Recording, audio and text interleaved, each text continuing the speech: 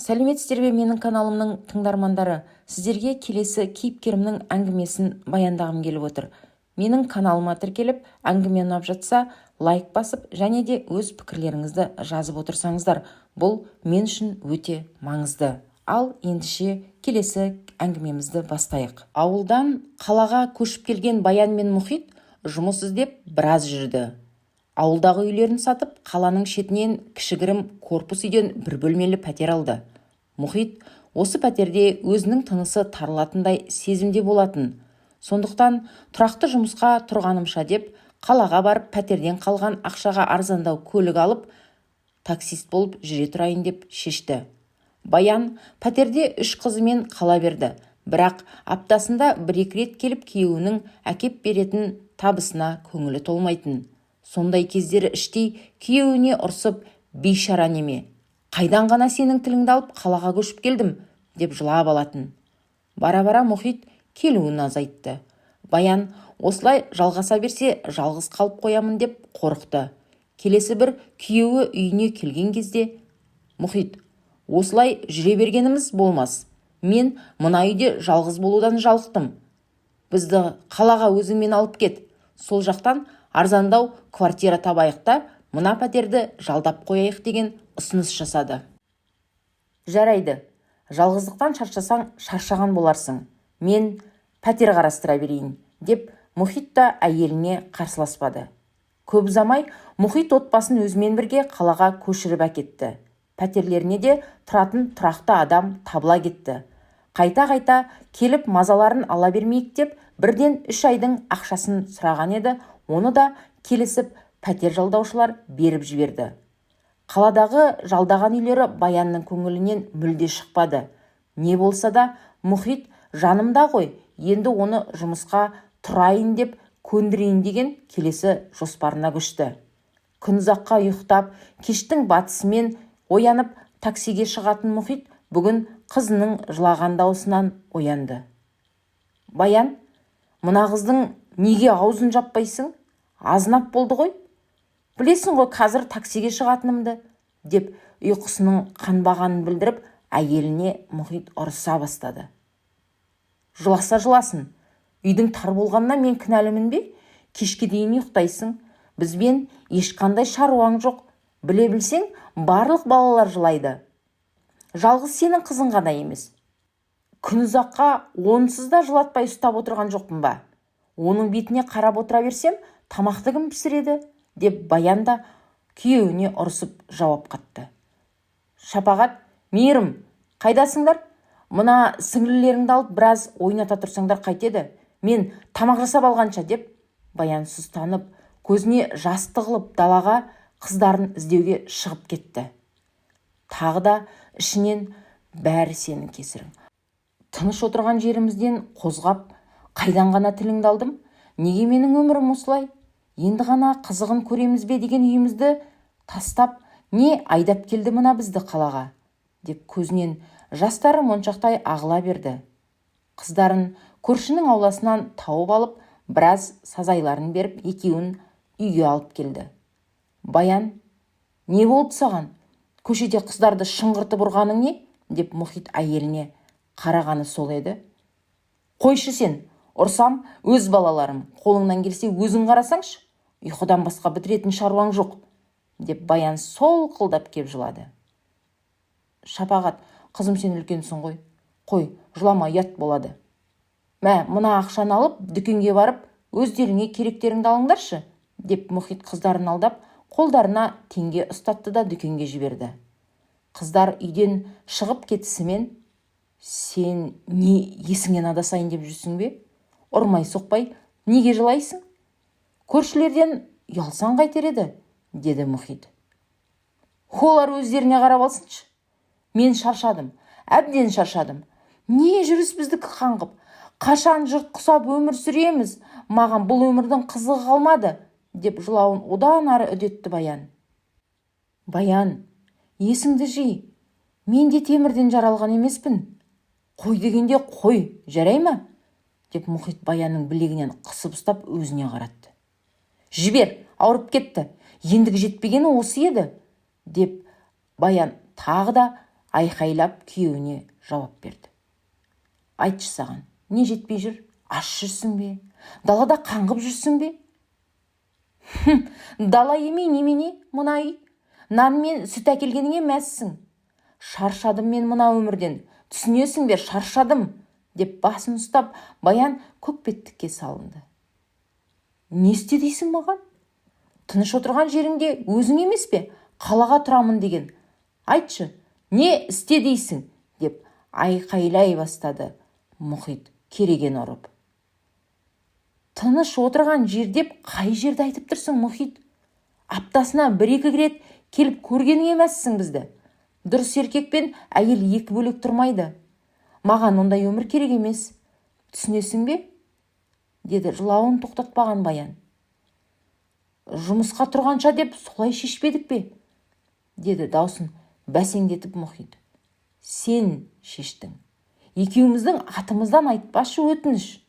Сол жерден іздеуге де көңілің болмады ғой? Қалаға аңсарың ауысып, ұнамайды маған ол жақта. Ұнамаса неге алдың ана пәтерді? Кім үшін? Мен үшін бе? Әлде басынан жоспарың солай болды ма? Бізді айдалаға тұрғызып, өзің бөлек кету. Ешқандай да жоспар емес. Аузыңа ие бол, Баян. Менің жүйкемді тоздырма, одан да өзіңнің жоспарыңды айт. Жұмысқа шығамын. Сенде тұрақты жұмыс ізде. Былай жүргенің жарамас. Бірде бар дейсің, бірде жоқ деп келесің. Жоқшылықтан шаршадым, деп Баян телміріп Мұхитқа қарады. Жақсы, жұмыс таптың делік, қыздарды қайтеміз. Көрші апамен сөйлесіп көремін. Үйінде құр босқа отыр. Азын-аулақ тиынын береміз. Мен емес, өзің барлығын жоспарлап қойған сияқтысың ғой, деп Мұхит Баянға күліп сөйледі. Бұл я дегенің ғой, келісіміңді бересің ғой, Мұхит, я, деп Баян да көңілденді. Жарайды, жылап есімді шығардың ғой, шайың дайындашы, деді Мұхит жұмысынан қалып бара жатқанын сезіп. Мұхитпен Баянның отбасын құрғанына 7 жыл болған. Екеуінің де ата-анасы бар, бірақ балаларының осындай күй кешуін қос ана да, қос әке де білмейтін. Мұхит та, Баян да отбасындағы проблемаларын айтып, ата-аналарын мазаламайтын. Ең басында ауылдан көшетіндерін естіген Мұхиттың ата-анасы біраз ренжіді. Артынан үйі бөлек бала мен келін ғой, өз ақылдары өздеріне жетеді деп баталарын беріп жіберді. Баянның да ата-анасы уайымға салынды. Бірақ амал қанша? Жастар ғой, өздері білер деп, олар да балаларының саулығын тілеп қала берді. Міне, содан бері Мұхит пен Баянның жарты жылға жуық өмірлері осы қалада өтуде. Әке-шешелерінің жасы пайғамбар жасына келгендіктен қалаға қайта-қайта келе бермейді. Соңғы болған үйдегі жанжалдың аяғы Баянның жеңісімен аяқталған соң, Баян Мұхит ойланып қалмай тұрғанда деп тездетіп жұмыс іздеуге кірісті. Бар ойы тездетіп жұмыс табылса, бірақ жұмыс табу өз ойлағаннан да қиын еді. Дипломы болғанымен мамандығы бойынша мүлде жұмыс жасап көрмеген соң, барған мекемелердің барлығы ала алмайтындарын жұмысқа айтып шығарып салды. Енді мамандығым бойынша болмаса да деп басқа салаларда іздей бастады. Міне, әдеттегідей хабарлама бойынша тағы бір мекемеге келді. Алдынан жас қыз сыпайы қарсы алды. Сәлеметсіз бе? Резюмеңізді беріңіз. Мына жерге жайғасып күте тұрыңыз, деді. Өзінен басқа тағы да біршама адамдардың күтіп отырғанын байқады Баян. Сәл уақыттан кейін жаңағы хатшы қыз кезекпен барлығын келесі бір бөлмеге шақыра бастады. Баянның да кезегі 1,5 сағаттан кейін жетті. Жанындағы қыз жігіттер кірген бөлмеге бұл да жүрегі аузына тығылып, біраз қорқыныш сезімі пайда болып, әрең аяғын басып кірді. Добрый день, меня зовут Ирина Вячеславовна, директор компании. Задам вам несколько вопросов, деп орыс келіншек өзіне баурап, жаймен сөйлей бастады. Здравствуйте, бірақ мен орысша білмеймін. деді Баян. Негізі таза сөйлемесе де күнделікті тұрмыста пайдаланатын сөздерді білетін. Да вы не волнуйтесь, не обязательно со мной разговаривать на моем языке. Главное, чтоб понимали, деп жымиды Ирина. Хорошо, деп Баян да өзінің қобалжығанын басуға тырысты. Баян, а раньше вы чем занимались? Резюме ваше совсем пустое. Но хотите работать и хорошо зарабатывать, да? Я жолдасыма көмектесейін деп едім. Отлично. То есть готовы на все 100, деп Ирина қайта жымиды ерекше сиқырлана. Очень уважаю таких женщин, которые ради семьи стараются и от мужа не зависят. А сегодня вы уже готовы выйти на стажировку? Да, готова. Қалай тез болып кетті деп Баян ішінен ойланып үлгерді. Тогда сейчас я позову вашего менеджера, а вы будете у нее проходить стажировку 3 дня. Решение будет зависеть от нее. Деді да Ирина коридорға шығып 5 минут өтпей қара торы қызды ертіп әкелді. Познакомьтесь, это Ляззат, ваш менеджер. Ну, девочки, удачи вам, деп екеуін Ирина күліп шығарып салды. Бір жағынан қуанса, бір жағынан осылай барлығының тез болғанын түсінбегендей болды Баян. Баянды Ляззат ертіп басқа бөлмеге барды. Сол жерден тағы бір орыс қыз 2 пакет кітаптар шығарып берді. Пакеттерді көтеріп екеуі қайта коридорға шықты. Ал, менің командама қош келдіңіз. Стажировкадан жақсы өтуіңізге тілектеспін. Шын ниетіңізбен жұмыс жасауға келсеңіз тез үйренесіз, деді бағанадан бері тіл қатпаған Ляззат. Рахмет, маған бәрін үйретесіз ғой, иә? Негізі жұмыс қатты қажет, айтқаныңыздың бәріне кетпей жасаймын, деді Баян жалбарынғандай болып. Қазір екеуміз базаға шығамыз. База деп мына кітаптарды апаратын точкалар. Жақсы, деп Баян артық сұрақ қоймай, кітаптар болса база деген магазин болар деп ойлады іштей. 2 келіншек офистан шығып аялдамаға келді. Автобус келе салысымен отырып алды. Ляззат арасында бір блокнотты ашып, бірдеңелерді іштей күбірлеп келеді. Бір кезде тап бірдеңеден құр қалғандай, түсеміз Баян, тездетіңіз, деп автобустың есік жағына жанталасты. Түскен аялдамалары дәл орталық базардың маңы екен. Жанында орыстардың шіркеуі бар. Енді Баян тыңдаңыз. Алдымен екеуміз ана көріп тұрсыз ба? Журналдар сататын киоскіні. Мына кітаптардың бір пакетін сонда қойып кетеміз. Бұл біздің осы аймақтағы бірінші базамыз, деді Ляззат. Аха, жақсы түсінікті. Бірақ шын мәнінде Баян ештеңе түсініп тұрған жоқ. Тек өз-өзін жұбатумен келеді. Барлығы дұрыс деп. Киоскіге де жақындады. Ішінде үлкен жастағы сатушы апай отыр екен. Зухра апай, қалайсыз? Әдеттегіндей мына пакетті қалдырамын. Сізге ештеңе керек жоқ па? Кішкентай балалардың раскраскасы келді, деді Ляззат. Ой, қыздарым, жақсысыңдар ма? Пакетіңді қоя бер, өзіме алмаймын. Сендердің кітаптарыңды сатамын деп алдында бастықтан ұрыс естідім. Ұсталып қалдыңыз ба не? Деп Ляззат қарқылдап күле бастады. Иә, енді қайталамаймын деп көндірдім. Мына қыз стажер ма? Иә, бүгін 1-ші күн. Жарайды, онда біз кеттік. Сіз алмасаңыз жұмыс көп онда, деп бір пакет кітапты киоскіге қалдырып, бір пакет кітаптарын 2-ге бөліп, Ляззат пен Баян қозғалды. Әлі ештеңенің байыбына түсіне қоймаған Баян не болса да соңына дейін шыдайын деп келеді. Сен таңғасыңды іштің бе? деген Ляззаттың дауысы Баянның ойын бұзып жіберді. Жоқ, үлгермедім. Жүр, онда ішіп алайық. Қазір мына жерден алыстап кетсек, ішетін жер таба алмай қаламыз. Екеуі базарға тиіп тұрған асханаға кіріп, бір бәлішпен шәй алды. Тамақтанып болған соң шіркеуге кіреміз. Заказ берген кітаптары бар, деді ешқандай қиналмастан Ләззат. Шіркеу? Қойыңызшы, қалай кіреміз? Мен бара алмаймын. Мұсылмандарға кіруге болмайды емес пе? Деді Баян шошып. Шіркеуге шоқынуға бара жатқан жоқсыз ғой? Жұмыспен кіресіз ғой. Олардың заказ берген кітабын апарамыз. Олар біздің ең крупный клиент. Айырылып қалсақ, басқа біреулер қағып алады. Адамдар көрсе ұятай, күйеуім көрсе точно мені өлтіреді, деді енді ғана ойына мұхит түскендей. Күйеуің не жұмыс жасайды? Іздеп жүр, дұрыс жұмыс табылмай тұр. Бізге кірмей ме? Қайта екеуің бірге жүресіңдер, көлігі бар ма? Я, бар. Ала ма бірақ оны? Әрине алады. Басқа жақта айына бір рет алса жалақысын, мұнда күнделікті қолма-қол аласыңдар. Рас айтып тұрсыз ба?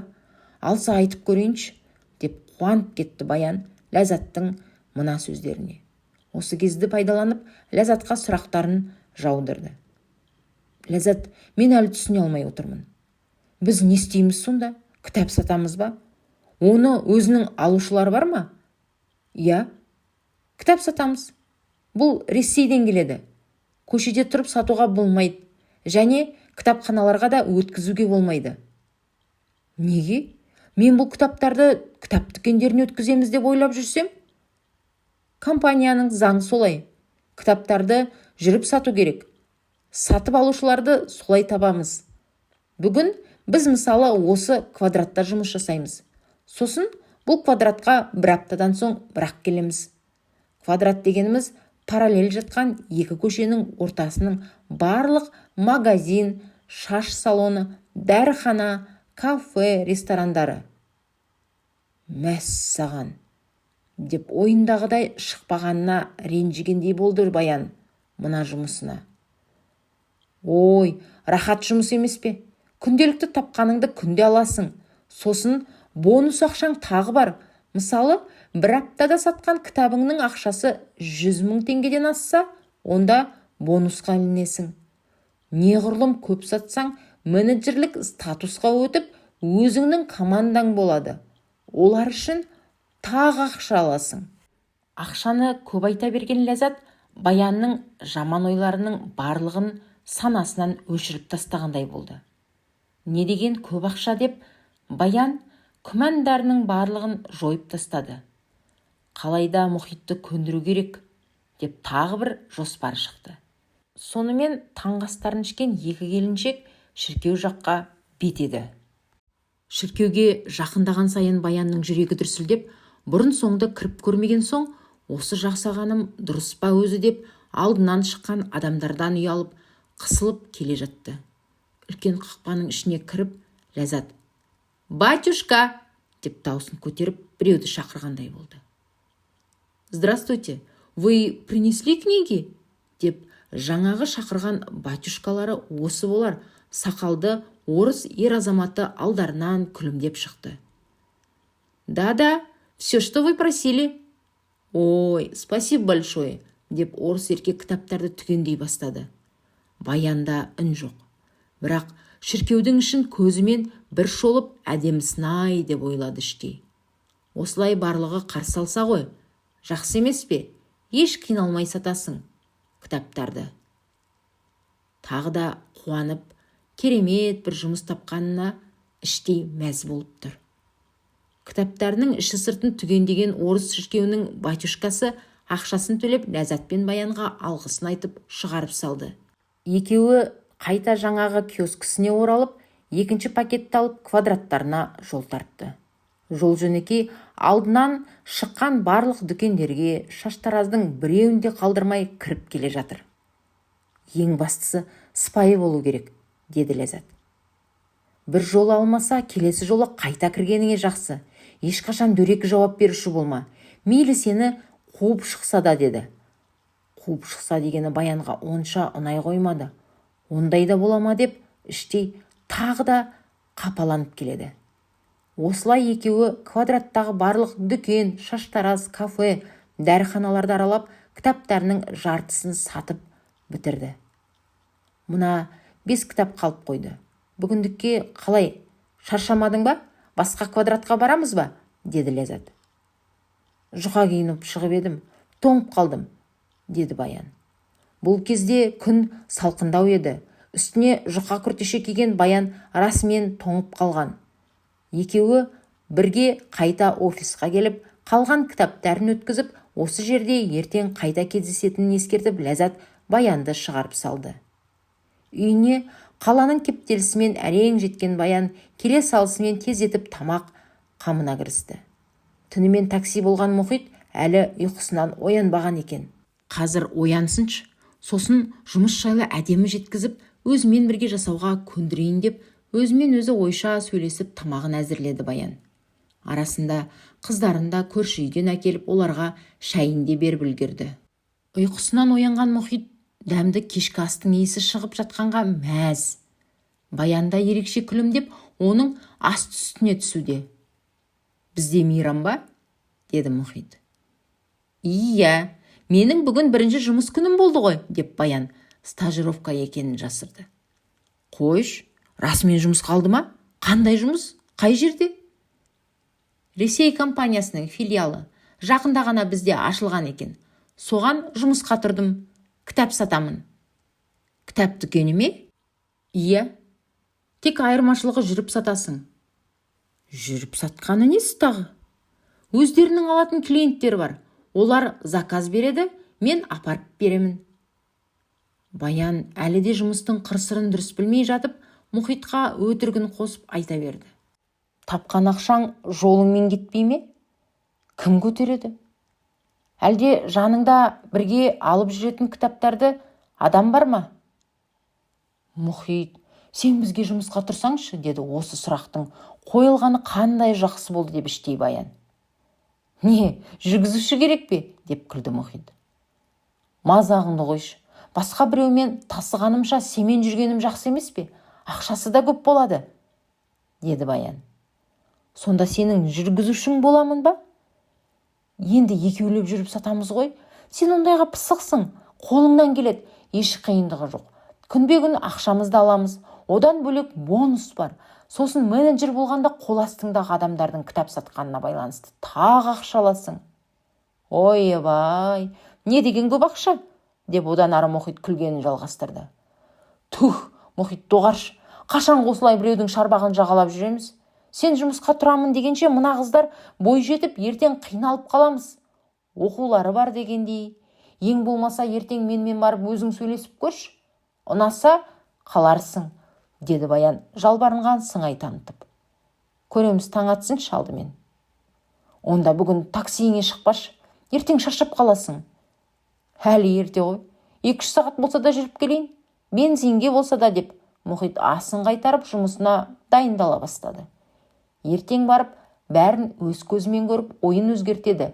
Екі жақтап ақша табысақ, ана пәтерді сатып қалаға көшеміз деп Баян қиял ойларына беріліп кетті. Бүгін күндегіден ертерек жатты. Мұхитқа да ертерек үйге қайтуын есіне салды.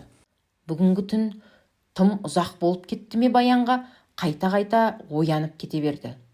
Бір оянғанында Мұхитта келіп жатыпты. Мұнысы жақсы болған екен деп Баян таңертең жұмысқа бірге баратын болдық деп қуанып кетті. Ертесі расымен Мұхит Баянмен бірге офисқа келді. Әдеттегідей офисқа келген Баян мен Мұхитты ресепшндағы қыз қарсы алды. «Баян, сіз бізде бүгін екінші күнсіз ғой. Қазір Ләззатпен бірге ана бөлмеге барасыздар», деп қолымен түкпірдегі бір бөлмені көрсетті. «Жарайды, бірақ мен жолдасымды ертіп келіп едім жұмыс жайлы сөйлесуге». «Жолдасыңыз осында күте тұрсын. Кезекпен өзім бастыққа кіргіземін».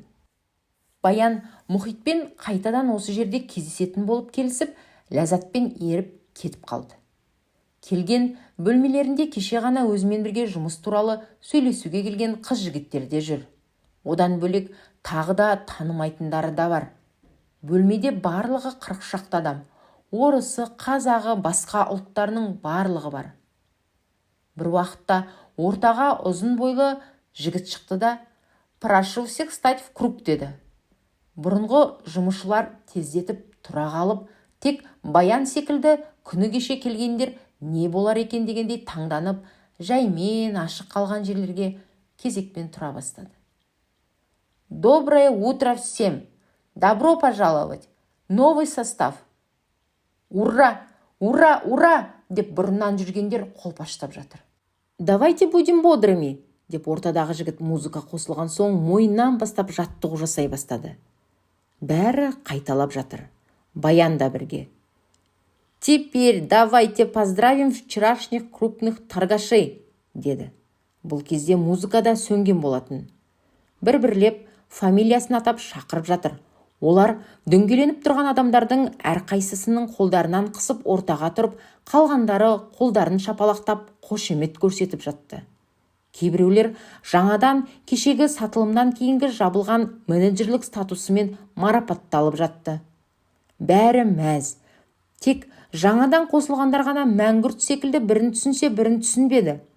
Баянның ойын бір қорқыныш сезім билей бастады.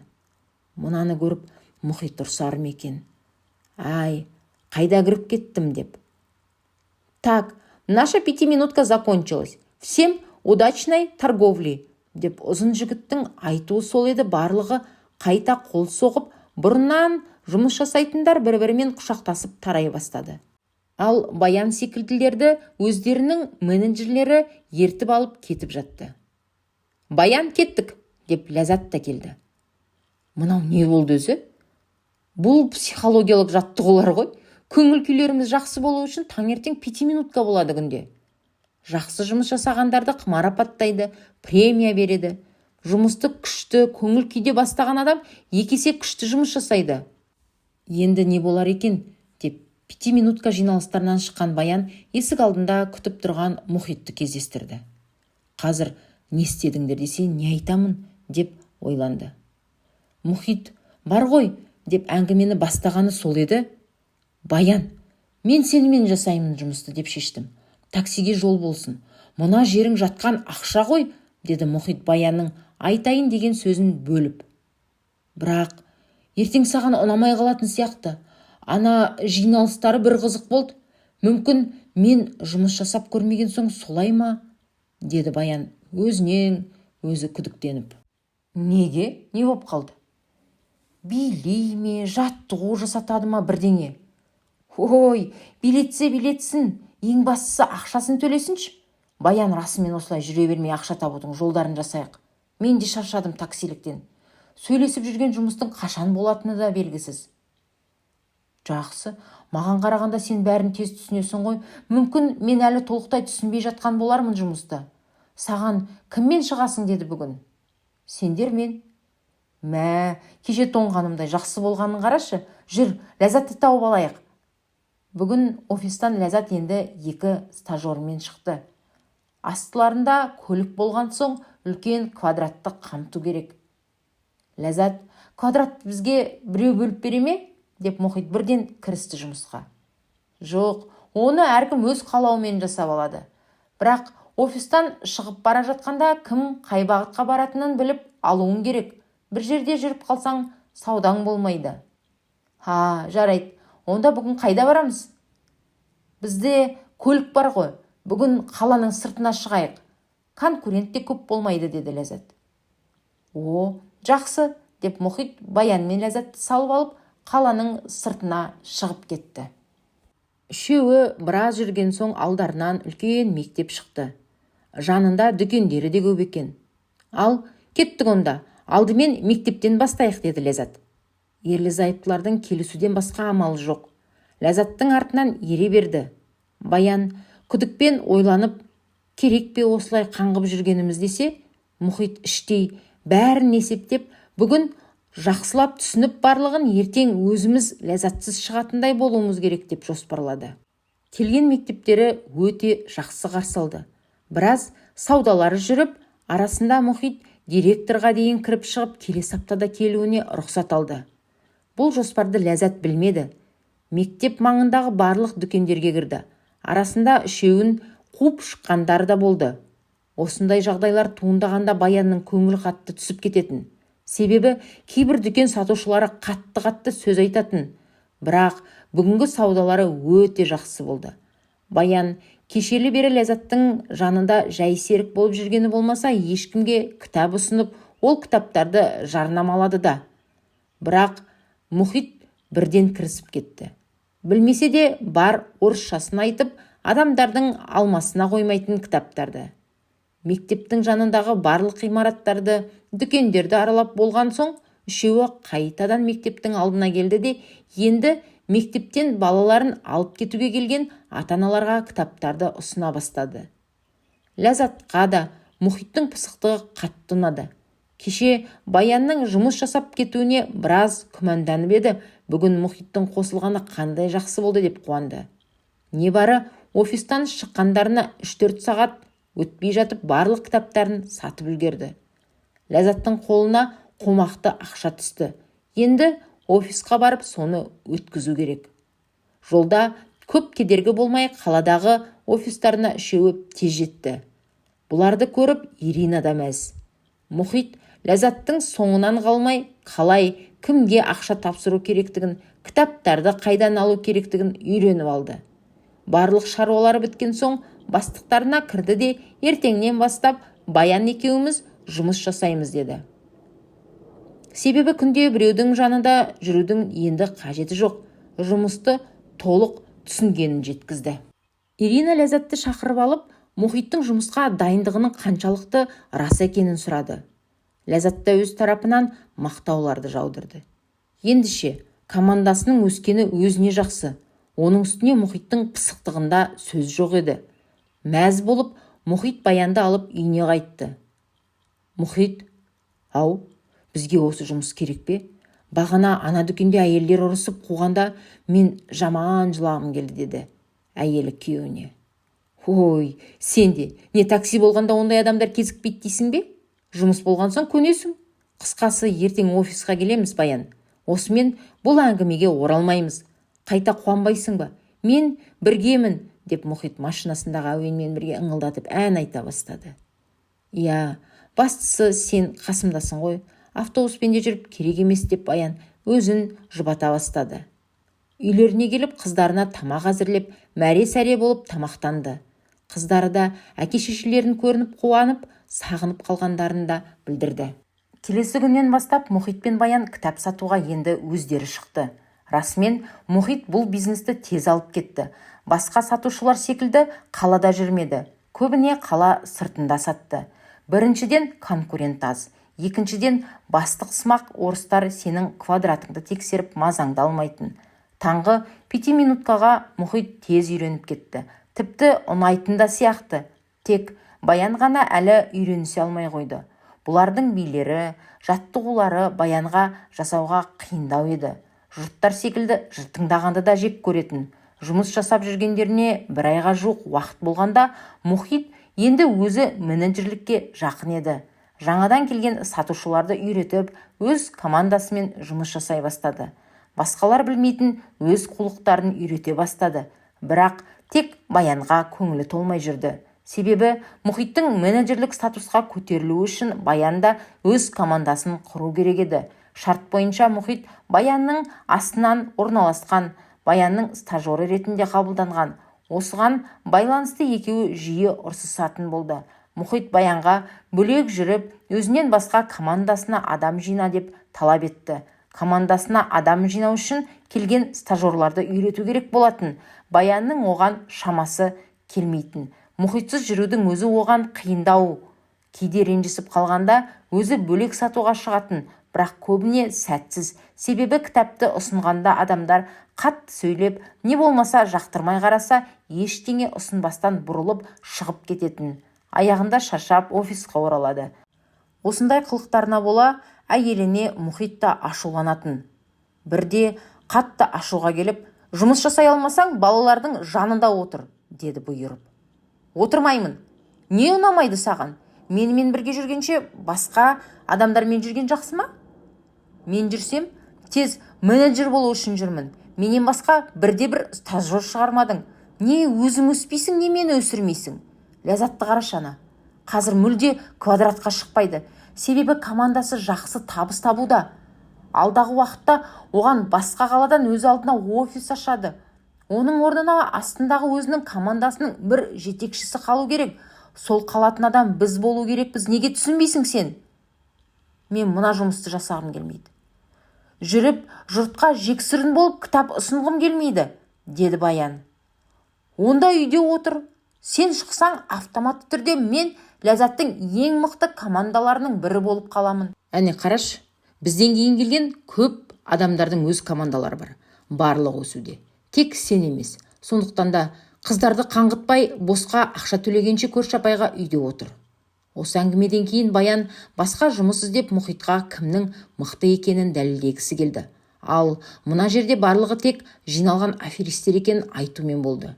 Расында да компанияның талаптары күннен күнге өзгере беретін. Соңғы кезде Ләззат та көп өзгерісті қол астындағы сатушыларына түсіндіре алмай қалды. Басшылары да басты офистары өзгерістерді енгізіп отыр. Біздің орындамасқа амалымыз жоқ деумен болды. Кейде қатты шу шығарғандарды жұмыстан себепсіз шығарып, ақшаларын да төлемейтін. Бұл жағдай Мұхиттың жанына қатты батты. Баянның күдігі расталып келе жатқандай ма деп ойлап қалатын. Квадратын жақсы табыспен аралап келген Мұхитты бүгін офиста күтпеген жағдай күтіп тұрды. Есіктен кіргені сол еді, алдынан милиция қызметкерлері қарсы алды. Қайта бұрылып шығуға да үлгермеді. Кезекпен барлығы тергеушіге кіріп түсініктеме берді. Мұхиттан да түсініктеме алынды. Тура осы күні Баян сырқаттанып қалдым деп үйде қалып қойған болатын. Заң қызметкерлерінің айтуы бойынша бұлар ешқандай да компания филиалы емес. Осы жерде басшылық қызметін атқарып жүрген Ирина және оның күйеуі бұрын сотталған адамдар. Ал мына кітаптардың барлығы заңсыз шығарылып жатқан басылымдар. Бұлайша айтқанда подпольный кітаптар екен. Барлық кітаптар және кассадағы ақшалардың барлығына арест жасалынады. Тура осы күні сатушылардың бонус алатын күндер еді. Алайда болған жағдайдан кейін ешкімге ақша берілмеді. Сол офистің осы жерге орналасқаны да көп болмаған екен. Тек жазда ғана жарты жылға осы ғимаратты жалдағаны белгілі болды. Осылай әр жерден ашып алып бір түнде жоқ болып кеткендіктен артынан зар жылап қалған сатушылар арыз беріп, міне 2 жыл дегенде ұстап отыр. Содан бері қаншама сатушылардың еңбек ақысын жеген бұл компания иелері бүгін міне ақиқаттың ашылған күні болды. Мұхиттың мен де өз филиалымды ашамын деген арманы көкке ұшты. Қалай алданып қалғанын өзі байқамай қалғанына қатты күйінді. Баянды да біраз жерге апарып ажырасуға дейін барған. Енді неге кітапты жүріп сатқандары белгілі болды. Кітапты жүріп бір орында сатқызбайтынның бірде-бір себебі, егерде бір орында сатқанда қолға түсіп, осы бір керемет бизнестері көпке созылмайтын еді. Бизнестің схемасы бойынша адрестерін барынша жиі ауыстыру. Сонымен автордың сіздерге айтар сөзі, сол бір бастан кешкен оқиғаның өткеніне 8 жыл өтті. Одан бері мен де Баян да үкіметтің жұмысына тұрдық. Иә, өміріміз анау айтқандай байлыққа толы емес, бірақ қыздарымызды оқытып тоқытуға жетерлік. Қаншама біз секілді ауылдан келген жастар осылай алданып қалып жатыр. Ең қызығы, мен әлі де көшеден кей кездері өзіміздің жұмысқа кітап ұсынып келіп жатқан сатушыларды байқаймын. Басында кейбіреуіне түсіндірумен әлек болатын едім. Әлі жабыла қоймаған болар деген күдігіме жауап іздедім. Артынан әркімнің өз басы бар, көрсін, түсінсін дедім. Сонда да кейде көше кезіп кітап сатып жүрген жастарды көрсем, тоқтатып алып, есің барда еліңді тап деп айтқым келеді. Каналымның тыңдармандары, осымен кезекті әңгімем өз мәресіне жетті. Әңгіме ұнап жатса, лайк басып, пікірлеріңізді жазып, және де каналыма тіркеле кетіңіздер. Рахмет.